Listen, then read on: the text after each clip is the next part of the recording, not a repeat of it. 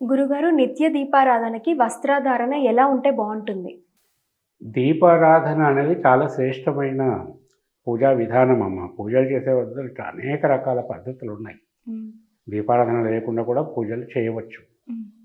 దాని పద్ధతులు దానికి ఉంటాయి. కానీ మనం ఇళ్లల్లో మాత్రం డైలీ చేసుకునే పూజా విధానం దీపారాధన. హ్మ్.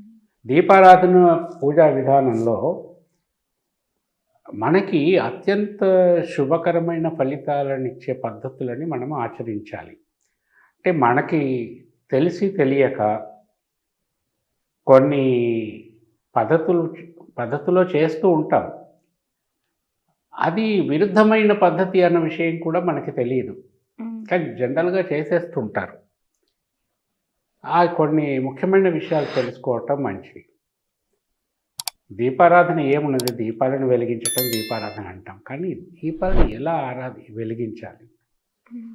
అటువంటప్పుడు మనం ఎలా ఉండాలి? సంసారుల పద్ధతుల్లో ఏమిటంటే గబగబా ఆఫీసుకి టైం అయిపోతుంది. కానీ ఏదో మొక్కుబడిగా దీపాలు వెలిగించుకొని వెళ్ళిపోవటం. కానీ మనకు అట్లాగే చేతనవుతుంది. మనం అడవుల్లో ముక్కు మూసుకొని తపస్సు చేసేవాళ్ళం కాదు కదా! హ్మ్.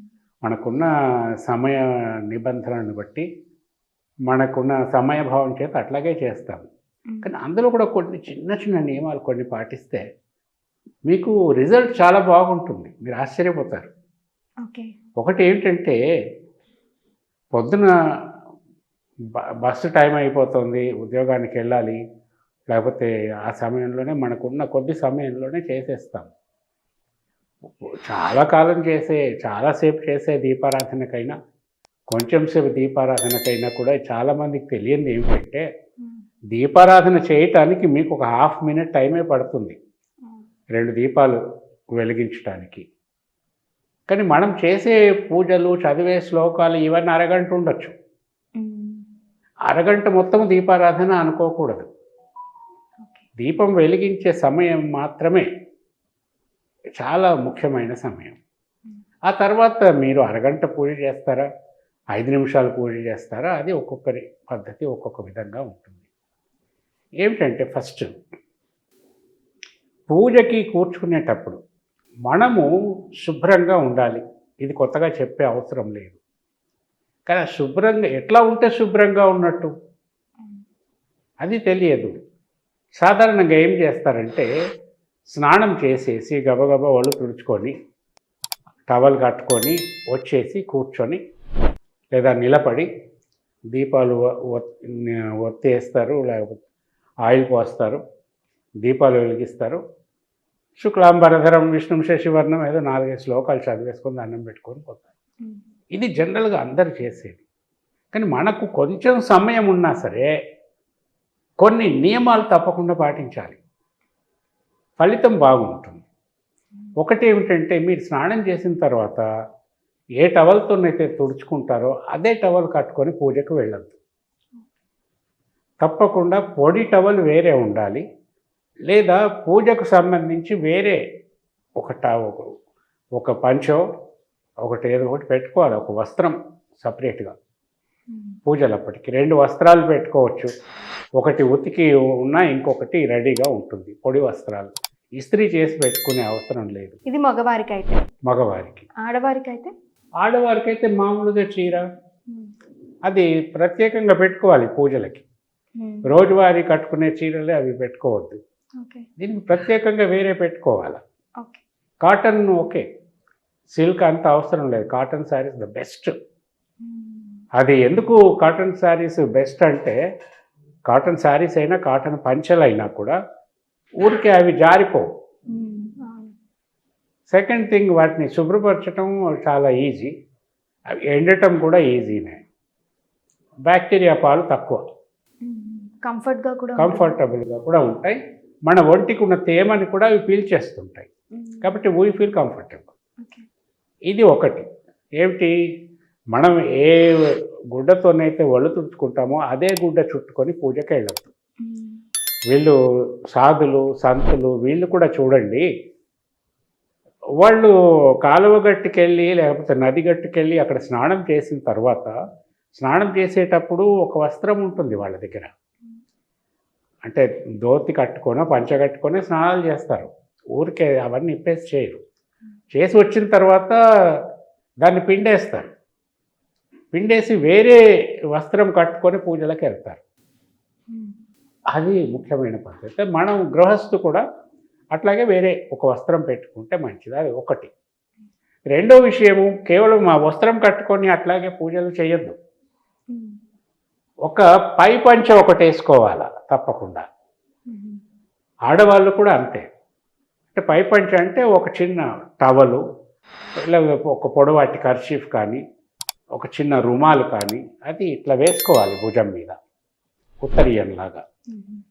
దానికి ఏమైనా మన చేతులు తుడుచుకోవాల్సి వస్తే దానికంతా తుడుచుకుంటాం మనం. ఏదైనా శుభ్రం చేయాల్సి వస్తే దాంతో తుడు చేయొచ్చు. ఇది కట్టుకునే వస్త్రం ఒకటి, పైన వేసుకునే వస్త్రం ఒకటి, ఇవి రెండు ఉండాలి. తర్వాత మనం పూజకు ఒకవేళ మనం పూజ గది మందిరం ప్రత్యేకంగా ఉండి అక్కడ మనం కూర్చొని పూజ చేయవలసి వస్తే కింద కూర్చోవద్దు. తప్పకుండా ఒక పీట ఉండాలి.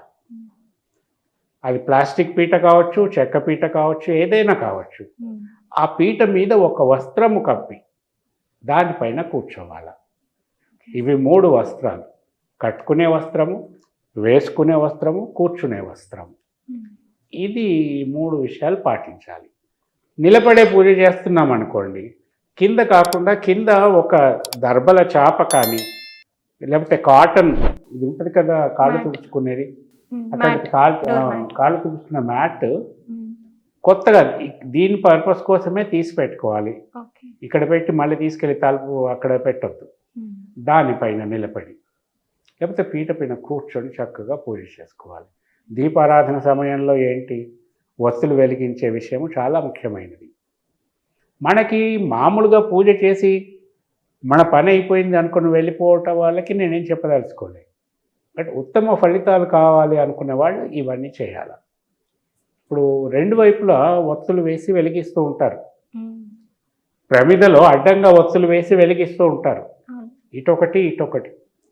ఈ అడ్డంగా ఒత్తులు వేసి వెలిగించే పద్ధతి మానుకోండి ఫస్ట్. మనకి ఈ వెండి ప్రమిదలు అవన్నీ కూడా వద్దు. ఇత్తడి ప్రమిదలు తీసుకోండి. మధ్యలో స్క్రూ టైప్ ఉంటుంది, ఒత్తి నిలువుగా వేసేది. అందులో ఒత్తి నిలువుగా వేసి 2 ప్రమిదలు మీరు వెలిగించండి. ముందు ఒత్తులు వేసి తర్వాత ఆయిల్ పోసి అప్పుడు ఆ ఒత్తులు వెలిగించటం. 2 ఒత్తులు నిలువుగా ఉంటాయి 2 వైపులా. ఇది దీపారాధన మీరు ఏ విధంగా చేసినా దీపారాధనే. కానీ ఉత్తమ దీపారాధనలో అనేకమైన పద్ధతులు ఉన్నాయి. ఎన్ని ఒత్తులు వేయాలి, ఏ రకం ఒత్తులు వేయాలి, ఏ రంగు ఒత్తులు వేయాలి, ఎటుపక్కన దీపం వెలిగించాలి, మట్టిలో ఆయిల్ పోసి వెలిగించే పద్ధతి వేరు, మెటల్తో చేసిన వాటిల్లో వెండి, బంగారం ఇటువంటి ప్రమిదల్లో వేసి వెలిగించటం, హ్యాంగింగ్ ప్రమిదలు ఉంటాయి వాటిని వెలిగించటం. ఇట్లా మనకి కొన్ని పద్ధతుల దీపారాధన కొన్ని పూజలకి చాలా శ్రేష్టంగా చెప్తూ ఉంటారు. కానీ మన గృహస్థు విషయంలో ప్రతిరోజు మనం చేసుకునే దీపారాధనలో మీరు ఈ 2-3 నియమాలు పాటించి చూడండి. ఒకటి కట్టుకునే వస్త్రము, ఒకటి పైన వేసుకునే వస్త్రము, ఒకటి పీటల మీద వేసే వస్త్రము. మళ్ళీ దీపారాధన చేసేటప్పుడు దీపాలు నిలువుగా ఉండేటట్టుగా ఇత్తడి ప్రమిదల్లో మీరు ఏ ఆయిల్ అయినా వాడండి, మీ ఇష్టం. కొంతమంది నువ్వుల నూనె వాడతారు, కొంతమంది పల్లి నూనె వాడతారు, కొంతమంది ఆవు నెయ్యి, కొంతమంది ఆముదము, ఇట్లా. అయితే కొన్ని ప్రత్యేకమైన పూజలకి ఆముదము, కానీ అవి మనం గృహస్థుల్లో జనరల్గా చెయ్యరు. ఈ 3-4 నియమాలు పాటించి చూడండి. దీపారాధన విషయంలో మీరు ఇప్పటివరకు పొందుతున్న ఫలితాల కంటే ఎన్నో రెట్లు అధికంగా అద్భుతమైన ఫలితాలు మీరు చాలా సులభంగా పొందుతారు. ఓకే, ఆఫ్ చేయి.